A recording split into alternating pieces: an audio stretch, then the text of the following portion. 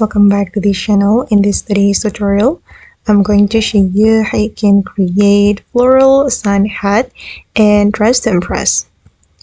Okay, let's get into it, guys. First of all, you can go to this area and then you're going to wear this hat from the petal update and dress to impress. And then we're going to move to the next area right here. Oops. Okay, and then you're going to wear this flower crown and then go to the toggle and remove the spikes. Okay, the next one, we're going to use this bonnet. Okay, and then I'm going to change it to red. Okay, I'm just going to change the color to this red, this one, for the third selection as well.